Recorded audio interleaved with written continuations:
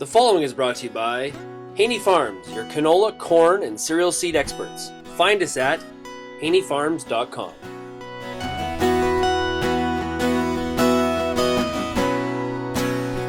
Joined right now on realagriculture.com by Ted Haney. He is with the Canadian Beef Export Federation. Welcome today, Ted. Thanks for having me on. Hey, Ted, a lot of talk right now in the news about the Canadian EU Free Trade Pact. What impact would this agreement have on the beef industry? Well, the impact will be from moderately to strongly positive, likely over the medium to long term. Canada and the European Union are negotiating their very broad-based trade agreement and or trade accord, and every tariff line will be addressed, and that means that all beef products will receive some benefit from this agreement. It appears that Europe has classified Canadian beef as being a sensitive product and therefore subject to negotiation rather than just having all tariff and quota restrictions eliminated from the beginning. So it's all up for negotiation from here forward. Okay, so then we could see more Canadian beef being exported to the EU then? Absolutely.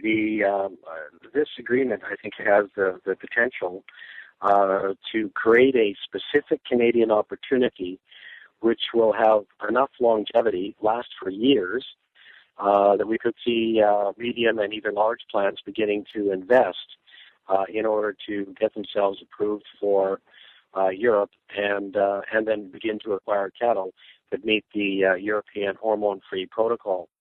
For example, Europe consumes a total of approximately 8 million tons of beef. So if Canada would get, and just throwing numbers out, if Canada would get half to 1% of that consumption given to us as duty-free, that means that between 40 and 80,000 tons of beef could move in from Canada, and only Canada, to Europe with no tariff. Yeah, of course, if it's 2%, that would be 160,000 tons, and so on up the scale. But even at 0.5%, which would be, I think, one would consider to be some incredibly small dividend off such a big trade deal, that still would be 40,000 tons of tariff-free beef, and that would definitely make it, traditionally, it would probably make it our fourth largest export market. So would you consider beef one of the winners in this pact? Definitely. One of the good things about the CETA agreement is that every single exporting product will win.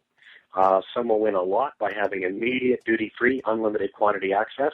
In fact, 90% of agri-food export products will receive duty-free access to Europe, and the other 10% will receive less than full, but will receive some level of access to that market. So on the exporting front, I don't see any losers at all.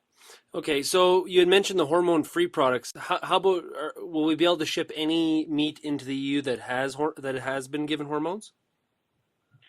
It appears, I think the general belief is that will likely not be negotiated in this agreement. So we'll likely be looking at a volume of beef derived from cattle that have not received supplementary growth promotants.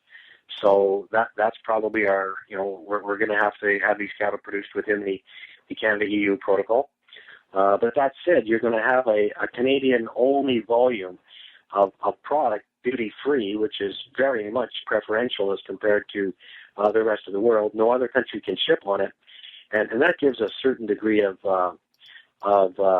reliability in that market that I think we'll see some plants, small, medium, and possibly large, begin to invest to actually tap into that market. That's great. Well, Ted, thanks a lot for joining us today, and we'll talk to you again soon in the future. Thank you very much.